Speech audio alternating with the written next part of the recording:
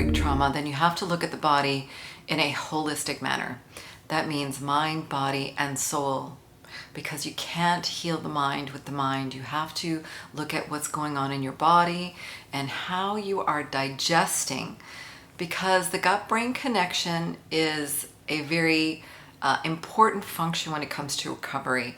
And we need to look at what we're eating, how we're treating our bodies from that point of view in order to heal our body more quickly. So we know that when we're in trauma, when we're in heartbreak, when we're in fear, we have this reaction, and we call it the HPA axis, the hypothalamus pituitary adrenal axis. And essentially what that happens is that something happens, you see something, you experience something, it triggers the brain to release a series of hormonal chemicals that trigger the pituitary, that trigger the adrenal glands, and then you're in fight or flight. And we know that when you're in fight or flight, all of your energy goes to your muscles so you can run away, and your brain so you can think fast. And then the areas of your body that get shut down are your digestive system, because you don't need to be digesting food when you're running away from fear or trauma or a situation that you need to get away from quickly. So then what happens is if we don't allow our body to recover, we extend this scenario because we're always in a slightly elevated level of trauma, like we call it big T, little t, right? Little t's are the things that happen all the time, every day. Stress, waking up, alarm, traffic. Those are little t traumas, right? Big T traumas are the big things that happen, like heartbreak, grief, accidents, moving. All of those things are big T traumas. Anything that can cause PTSD as well, that's obviously a reaction to a traumatic event. So what we really want to do in order to heal is to deal with our gut and how it is helping our body to, rebuild the hormones that we need in order to help our body repair, help our mind repair, and help our system to calm down. So we have to look at the first thing, our nervous system, right?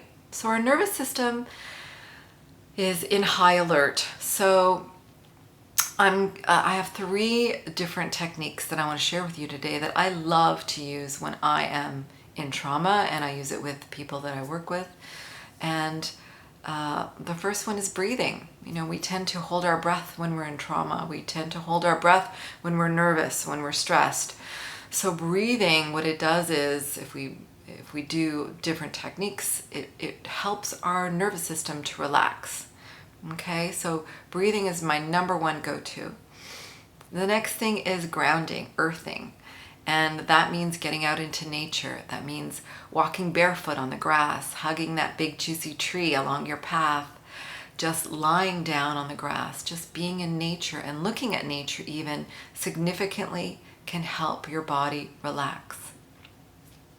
And then the final thing is meditation, right? Meditation doesn't have to be complicated, doesn't have to be a scary thing. Meditation can be walking.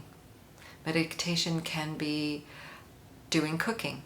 When you are present and you can help your mind relax, shut down, not go into the spin that we do with our mind, that is a form of meditation.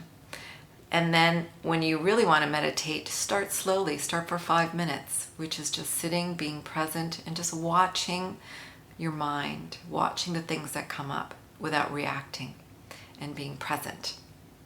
So, breathing, grounding, meditation. 3 beautiful practices that you can do right away if you are trying to recover from the trauma of heartbreak.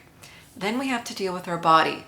So when our body is shut down, and if we're in cortisol land for many months, sometimes years from stressful lives, our body cannot absorb nutrients. So it doesn't even matter if you're eating a healthy diet. If your body has shut down and you're in stress, you're not even going to be able to absorb the food, right? So keeping your system calm means eating foods that are calming and eliminating the foods that are causing more upset and indigestion and, are difficult for your system to digest. So we call these, the common ones are all the white foods, fast foods, fried foods, spicy foods. Eliminate all of those from your diet. Also, and this is just a short period of time, right, in order to get your body to heal. Also, you need to eliminate the stimulants, sugars, coffee, and of course alcohol. Eliminate them for a period of time as well. Once you've done that, that's the first step. Then the second step is, how are you eating? Are you eating frantically? Are you eating in an unconscious way as you're running out the door? Are you taking time to eat? Taking time means giving yourself 20 minutes to eat a meal. Even in the morning when you're rushing out, give yourself just a couple of minutes, like 5 minutes, to, without any interruptions, without electronics, without noise, without any other stimulation, just sit there and eat. It helps if you're eating outside as well. It's really like a double whammy to calm your system down. And also eat with people that you like rather than people you don't like. That's obvious, but sometimes not. If you're in a business and you have a lunchroom and there are people there who perhaps you don't really want to spend social time with, and that's perfectly okay. Grab a lunch and go out into the park. So try to do those, and there's a couple of other ones. Try to stop eating around 7, 8 at night, again, to allow your system to calm down and give it a chance to rest and repair. And also eat until you're only about 70 to 80% full. Don't eat until you're totally full. Again, relaxing your system.